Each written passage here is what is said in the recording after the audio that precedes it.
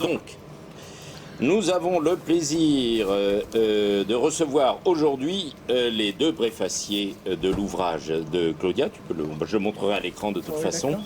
La volonté d'exister. Le premier qui a préfacé la première version de l'ouvrage est, comme Claudia, un fidèle et un régional de l'étape, comme on dit dans le 14e, puisque c'est notre regretté ancien maire, Pascal Cherki. Et donc, il va nous faire cette préface de vive voix. Et face à l'autrice, comme on dit maintenant. Oh, l'auteur, l'autrice, l'auteur. Non, moi, d'abord, je suis très content, très honoré, très content de poser des questions à Claudia. Parce que quand j'ai lu son ouvrage, il m'a profondément ému. Pour plusieurs raisons. D'abord, la première, j'ai pensé à cette phrase, je ne me rappelle plus quel est l'auteur qui avait dit ça, latino-américain, qui disait qu'en Amérique du Sud, la réalité dépasse la fiction. C'est Garcia Marquez. Ouais, Garcia Marquez. La réalité dépasse la fiction. Et c'est vrai qu'en lisant ce livre, je me suis dit, mais quelle vie. Quelle vie. Et le titre est très bien choisi, La volonté d'exister. Ce parcours qui par certains côtés apparaît chaotique, mais qui a un fil directeur, c'est le fait de dire, je m'élèverai. Et peu importe si à un moment donné je mets un genou à terre, je me remettrai toujours debout et j'avancerai. Et je trouve de l'homme. Et je trouve qu'il y a plusieurs choses qui sont touchantes, parce qu'en fait il y a plusieurs récits qui se mêlent dans ce récit. Il y a bien sûr ta vie, avec ses hauts et ses bas dont tu parleras. Tu as tout connu. Enfin, je veux dire, tu as connu la prison, tu as connu la passion, tu as connu le drame de la perte de l'être aimé, tu as connu la galère matériel, tu as connu la précarité juridique, puis tu as connu aussi les mains tendues, puisque tu as rencontré plein de gens. Puis tu as connu aussi, je dirais, un échantillon de la société parisienne ou européenne contemporaine, parce que tu fréquentes à la fois Alberto Moravia et Tabata Cash. Voilà. Et ça, c'est, je dirais, la partie qui est factuelle, qui est intéressante, parce qu'elle en dit beaucoup de la société, plus la rencontre avec ce prédateur sexuel, dont je tairai le nom pour des raisons juridiques, mais qui aujourd'hui, si jamais les faits étaient révélés, se verrait l'objet d'une opprobre qui serait très forte, compte tenu de l'évolution heureuse des mœurs par rapport au comportement de harcèlement, d'agression et même de crimes sexuels. Ça, c'est une partie importante de ton ouvrage, et il y a une autre partie qui est importante, c'est finalement la quête de ton identité. C'est-à-dire qu'à la fin, voilà, tu n'es pas fille de rien, c'est ce que je t'avais dit. Oui, c'est vrai. Tu es, dans ce livre, au départ, on se dit elle est fille de rien. Et puis finalement, à la fin, on se rend compte qu'elle est fille de l'absence. Et que de cette absence, dont tu retrouveras à la fin tes origines, notamment tes origines paternelles, ce sera un livre aussi qui parle d'une réconciliation. Absolument. Et cette réconciliation avec ta généalogie, qui était amputée d'une moitié, puisque tu connaissais ta mère mais pas ton père, cette réconciliation avec ta généalogie te permettra finalement, tel Candide, de pouvoir, après ce long périple et ce long voyage, revenir en paix et cultiver ton jardin. Et ce jardin, c'est ton Corcovado avec ton homme Sébastien. Voilà. Donc je trouve que c'est un livre qui est très attachant, et ta vie a le souffle d'une vie héroïque. Voilà ce que je veux dire en introduction. Donc, ma chère Claudia, ce que tu racontes est tellement extraordinaire. C'est pour ça que je te disais en introduction, la réalité dépasse la fiction. Quand on lit ce bouquin, on se dit, soit on a affaire à la plus grande des mythomanes, soit, c'est incroyable d'avoir une vie comme ça, c'est une vie fictionnelle. Je te disais tout à l'heure, t'aimais Hugo. Oui. Mais c'est un bouquin à la Virginie Despentes que tu racontes. Ce que je t'avais dit une fois, on est plus proche de Besmois. On est plus proche de Besmois que des Contemplations. Et c'est incroyable. Alors que tout est vrai, c'est ça qui est fou. Il y a un mélange de Virginie Despentes et parmi beaucoup d'ouvrages récents, comme celui de la fille Kouchner, etc. Oui, et la famille Agrandé, exactement. Voilà, c'est parce qu'on est dans la famille Agrandé, là, dans les cousins, on va dire. Oui, professionnels, dans la famille Agrandé professionnelle. Ceux qui ont, les pros, ceux qui ont récupéré plus de thunes quand même. Hein, absolument. Plus alors, et autre chose, et je n'écris pas de livre pour être milliardaire et que ça se vende des millions d'exemplaires. Moi, ce que je veux simplement, c'est établir une certaine vérité, que la plupart des gens ignorent, et dire comment aujourd'hui en France, on apporte autant de crédit à quelqu'un quand même qui est devenu milliardaire et que la seule chose qu'il pense, c'est encore gagner de l'argent, tout en humiliant les gens et en rabaissant l'argent comme il l'a fait. alors que j'étais sa salarié. Et alors, il y a plein de gens qui me disent, mais pourquoi ne pas avoir parlé de ça longtemps? J'ai dit d'abord parce que je n'étais pas marié. Je suis marié en 2010. Et il a fallu demander au Brésil, par rapport à mon identité, de, comme dit, cumuler la... Oui, mais tu vois, puis tu as un autre élément aussi, Claudia. Pourquoi tu n'en as pas parlé avant? Moi, je te pose la question très franchement. Oui. Parce que quand on lit ton livre, tu racontes les choses assez crûment. Oui. Mais Parce que notamment la vie doit être écrite cette scène comme ça. de ton ami Zao que tu retrouves en train de faire des fellations Ça. à des députés Oui, mais dans c'est un un- backroom. oui. Mais ce que je veux dire par là, l'écriture elle est crue, les Oui. faits que tu racontes sont crus, et pourtant c'est un livre d'une très grande pudeur. Et je pense, Claudia, qu'il t'a fallu du temps pour pouvoir, à un moment donné, trouver cet équilibre entre la crudité des faits que tu racontes et le fait qu'elles n'attendent pas à ta pudeur intime et à ce que Absolument tu es, et que donc voilà, il faut aussi je suis entièrement ton avis. il faut aussi Ça, un c'est- trajet d'élaboration c'est un pour le roman. faire. Voilà. Faut rappeler que c'est un roman, c'est un roman évidemment qui relève de ce qu'on appelle l'autofiction. Oui. Non, moi, Mais- c'est du récit autobiographique. C'est ce qu'ils appellent maintenant L'autofiction, l'autofiction, c'est-à-dire on raconte ouais. sa vie en la romançant un peu, à ceci près que toi tu n'as rien romancé. Non, pour la Ton simple travail de raison, romancière, ça a été de trouver une forme. une forme de Exactement. l'écrire, comme je le fais d'ailleurs. Une Dominique. forme qui soit romanesque. Tu n'avais pas beaucoup d'efforts à faire Alors, bah- pour le contenu, parce qu'il était déjà plus que romanesque. La grosse différence aussi avec la plupart des romans qui sont publiés aujourd'hui et qui ont ce côté, je dirais, autofictionnel, qui tourne vite au nombrilisme, Oui. c'est qu'en réalité, ce sont des vies vrai. où il ne s'est rien passé, ou pas Exactement. grand-chose, et où il n'y a pas grand-chose à raconter, mais on fait quand même 400 pages. On parlait de comment je suis rentré dans Minitel Rose pour répondre à Dominique. Simplement, avec Farid, on avait ouvert une société, on avait créé des codes. Et à la mort de Farid, il y a un épisode horrible, on ne va pas rentrer dans les détails. Je suis perdu, je suis seul, je suis désemparé et je n'ai plus envie de rien de tout. Donc je vais laisser tomber mes codes qui me fait gagner beaucoup d'argent. Et sauf que le SAF me rattrape, il n'y a pas que le SAF, à l'époque il y avait le SAF, il y avait Organique, il y avait l'autre.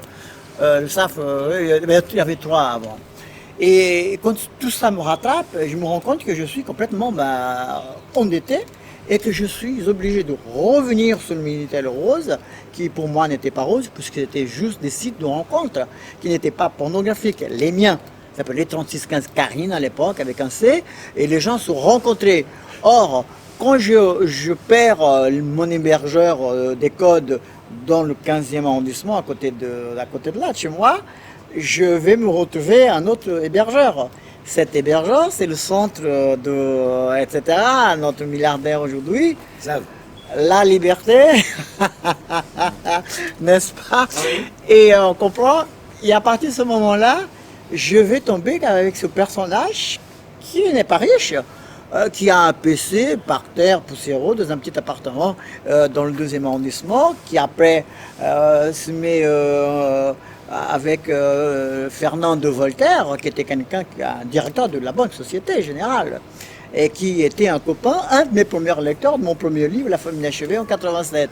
C'est lui qui va m'introduire dans le 19e arrondissement, le mot est bien choisi, introduire, et c'est là que je vais rencontrer ce personnage jeune, qui est très jeune d'ailleurs, mais qui ressemble déjà à un vieillard ordinaire.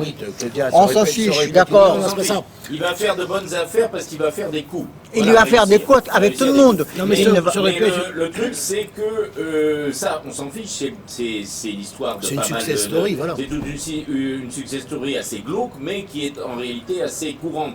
Oui. Sauf que là, il ne vient pas de la haute, comme on dit. Ah, mais pas du tout. Mais il a su satisfaire un maximum de gens qui vont lui faciliter les choses par la suite. Mais alors, par C'est son en revanche, comportement avec les femmes qui oui, est alors assez c'est ce problématique. qui est quand même, ce qui est vraiment, je veux dire, une révélation un peu glauque et répugnante, c'est son comportement au quotidien, ses relations avec les gens, Avec notamment ses salariés. ses salariés, les gens avec lesquels il femmes, travaille. avec les femmes. C'est les femmes, parce qu'on a beaucoup de femmes qui travaillent pour lui.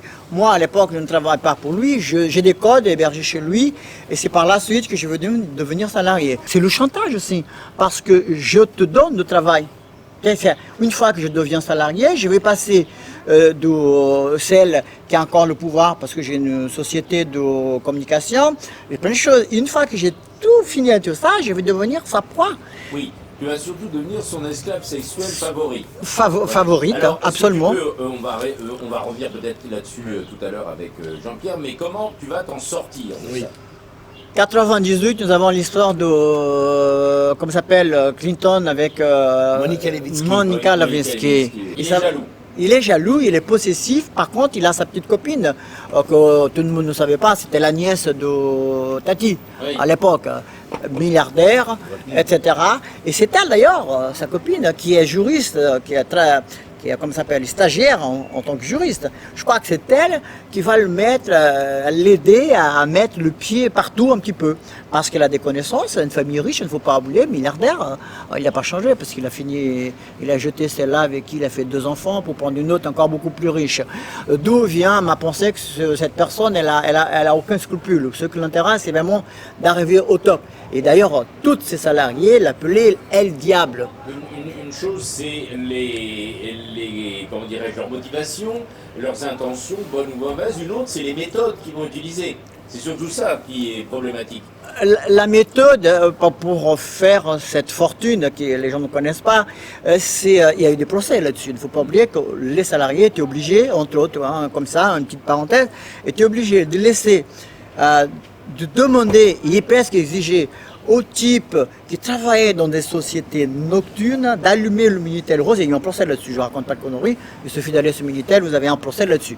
Que je suis par la suite, je n'étais même pas au courant. Je savais de ce procédé. Et on est arrivé à se demander comment on peut, pour gagner de l'argent, forcer des salariés à escroquer d'autres personnes.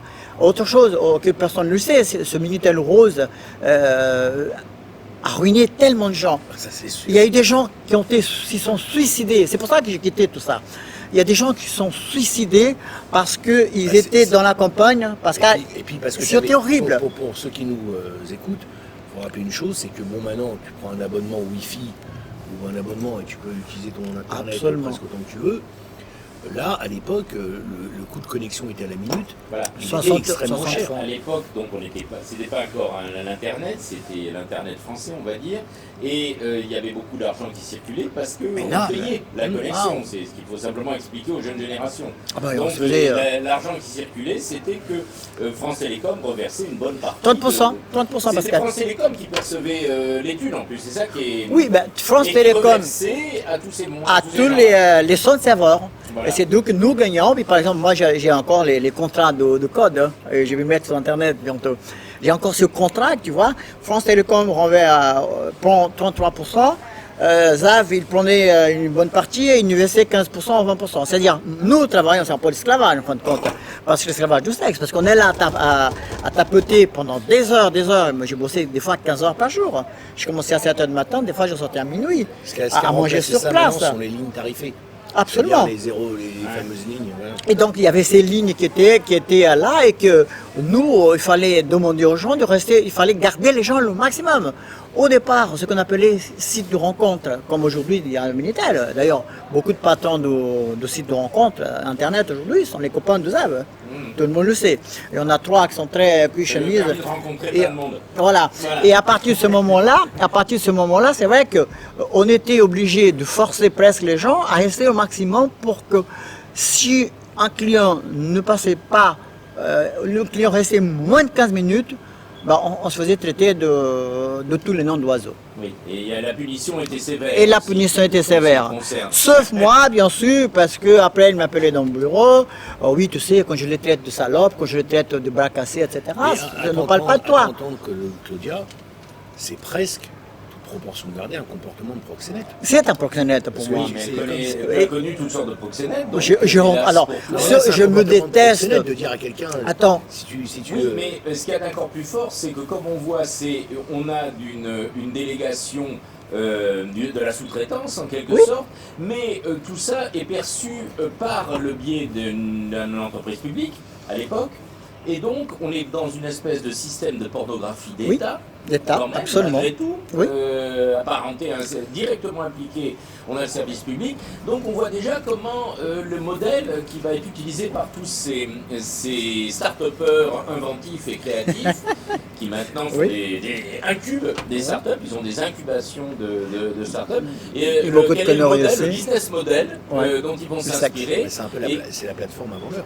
Exactement, et ça va, sauf que tout est privatisé maintenant, c'est l'avantage du néolibéralisme, enfin ce qu'on appelle le néolibéralisme, mais on voit d'où ça vient. Donc les prémices datent de cette époque, et ton histoire, entre autres sous cet aspect-là, est très instructive parce qu'elle est tout à fait emblématique de ce qui est en train de se généraliser. De ce qui est généralisé aujourd'hui.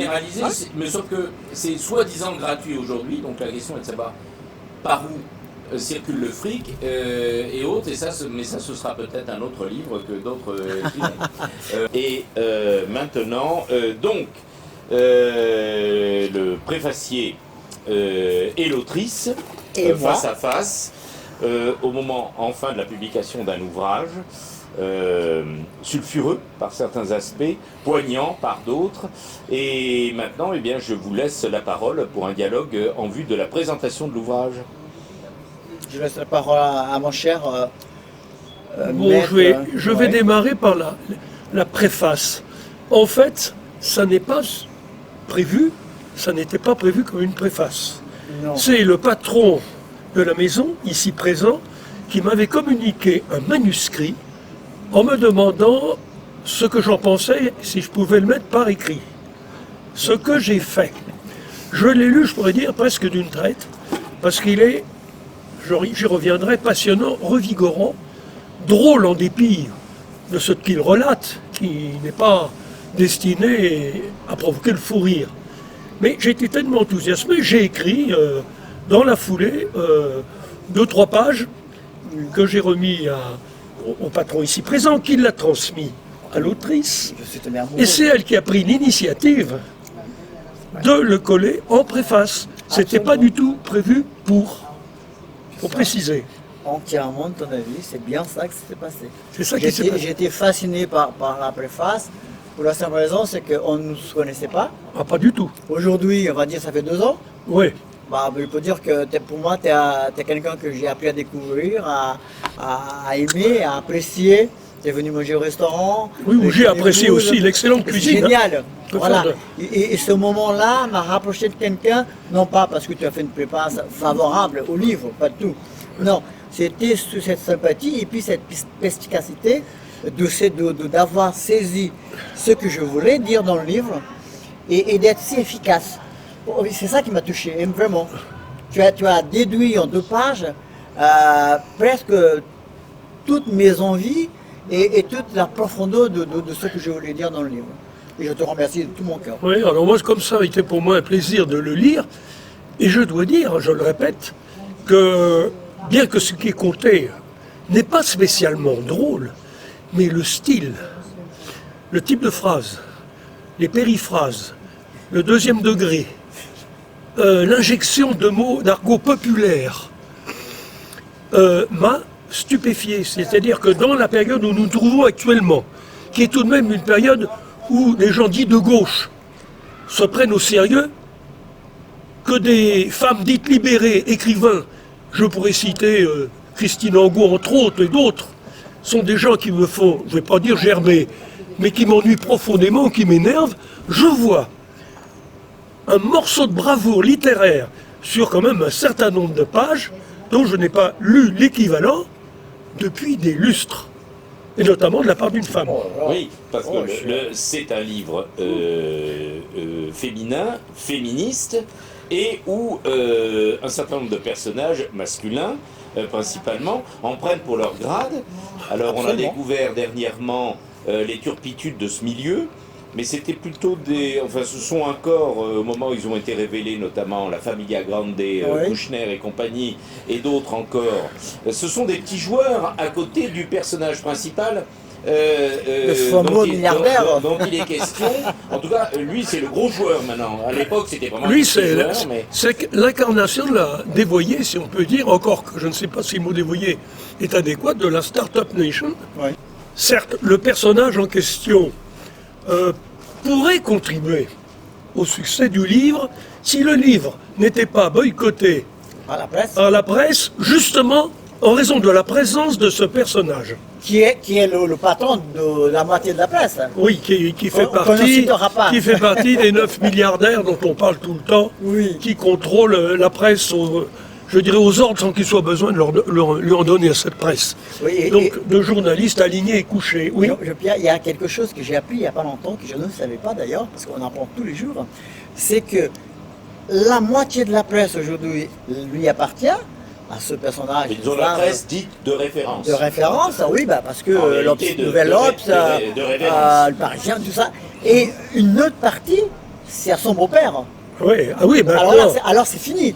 Marie-Claire, tout le Gala, tous ces magasins, c'est-à-dire tu as le beau-fils et le beau-père qui dominent tout. C'est-à-dire comment on va faire maintenant pour qu'on parle d'un livre qui ne parle pas en bien de ces gens-là.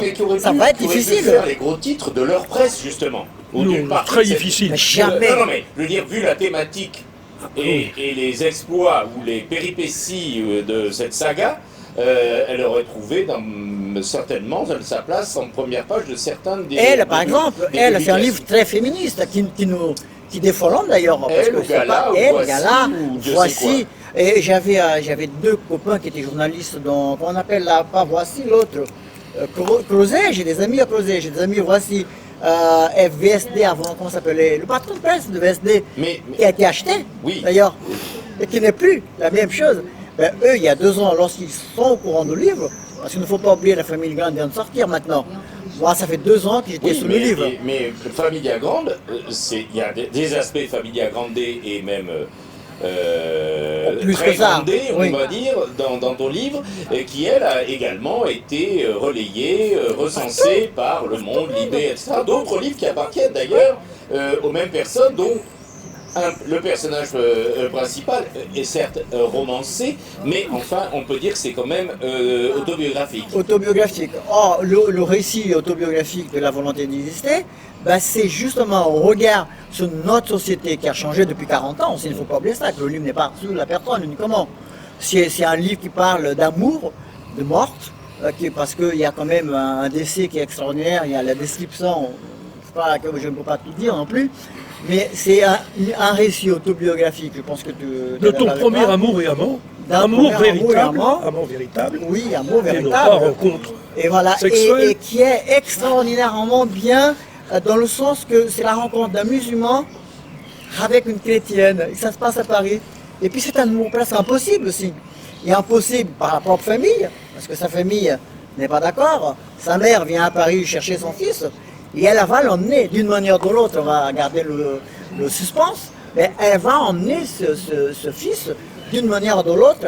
Et on pourrait dire que ça a été inventé. Non, ça n'a pas été inventé. C'est vraiment, je relate avec minutie tous les détails, soit sur Farid, soit sur notre milliardaire, etc., sans aucune augmentation, soit de vue, soit de sentiment. Non, c'est ce que j'ai ressenti, c'est ce que j'ai vécu, et qui prend une forme d'un roman Non, ce qui est dérangeant, inventé, c'est tout à ton honneur, non, pas c'est du la tout. langue ou le langage utilisé pour en parler.